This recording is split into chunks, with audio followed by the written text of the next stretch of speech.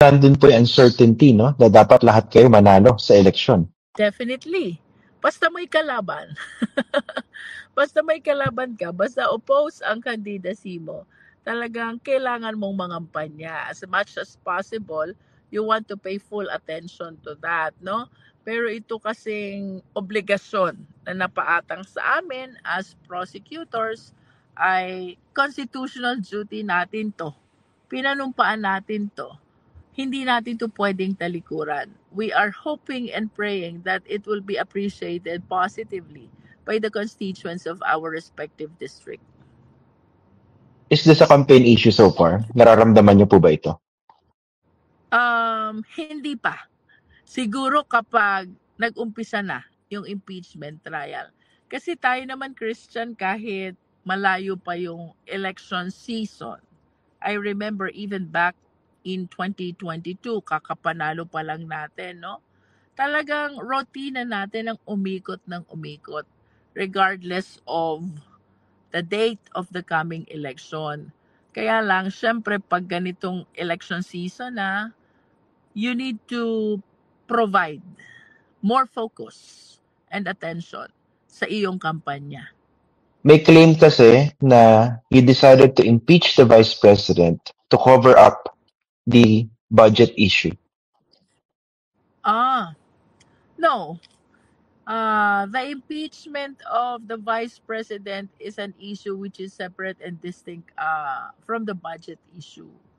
Ito na witness naman ng maraming Pilipino. Yung naging hearing natin sa Blue Ribbon Committee or Good Government Committee. No doubt, talagang we have reasons to initiate the complaint. We have sufficient evidence to initiate the impeachment complaint, no?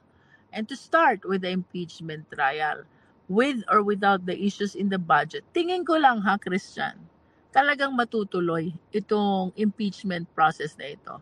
Because this is the clamor already of the public. As a matter of fact, dun sa House, overwhelming ang nag-sponsor na number ng members ng 19th Congress ng impeachment complaint. Which is, I believe, is proof na talagang majority, the super majority believe na meron tayong sufficient evidence to initiate the impeachment process. What if she resigns before trial or during trial? Okay. My answer to that is this, no? Pagaman, I wish to advance na divided din ang legal opinion ng mga experts dito. Pero sa akin, from my humble opinion, there are two specific prayers in the impeachment complaint. One is the removal of the Vice President, and two is her perpetual disqualification to hold office. Kung magre-resign ang ating Vice President, it is my humble submission that it will render the first prayer moot and academic already. Why? Sinong tatanggalin mo kung nag-resign na? So, wala nang significance yung first prayer, which is removal from office of the Vice President. However, with respect to the number 2 prayer, the second prayer, that is the perpetual disqualification to hold office, it is my humble submission that the trial should proceed, notwithstanding the resignation, to be able to come up with a final determination whether or not there are grounds to declare the Vice President as perpetually disqualified from holding office. Okay. Let's talk about the upcoming trial. May mga nagsasabi na if the trial happens now, baka mahirapan ang conviction because of the current Senate. What do you say to that? Tingin ko it's too early to say that eh. Kasi we really have to see and evaluate, observe kung anong mangyayari during the impeachment trial, no? Number one, very, very significant yung public opinion, public clamor, kung paano nila i-appreciate ang presentation of evidence of the prosecution vis-a-vis the presentation of evidence of the accused, no? The respondent. Kaya for me, it's too early to say na mahihirapan sa conviction. It really depends on what will happen during the impeachment trial. Too early to say na mahihirapan or magiging madali to get a conviction. It depends really on the evidence which will be presented both by the prosecution and the defense. But you have the likes of Senators Amy Marcos recently and Robin Padilla before, who already made their preferences known. Hindi ba Mhm. this would run counter to your objective? Yes, pero gusto kong maniwala, Christian, na kahit may prior pronouncement na sila dun sa support na ibibigay nila sa ating Vice Presidente, no?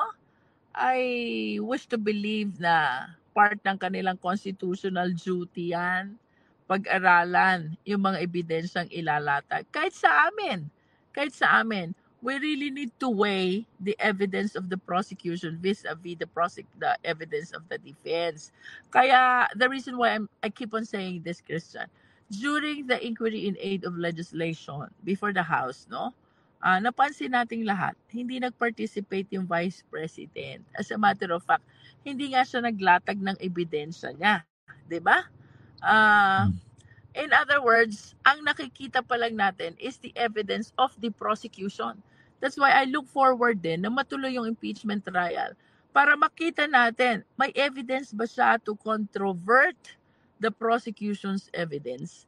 And with respect to the senators who will be sitting as impeachment court judges, I wish to believe that they will be objective in evaluating the evidence to be presented as part of their constitutional duty, especially considering ito ay bubuksan sa publiko, naka-televise, 'di ba? So, makikita to ng taong bayan and they will be judged as well kung sa kabila ng mga ebidensyang inilatag ay they will be making their respective stand, no?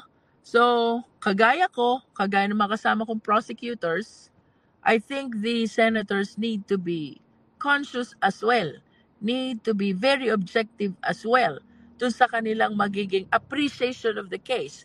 Because whatever appreciation they have, that will affect also the people's appreciation of them as one of the judges of the impeachment court.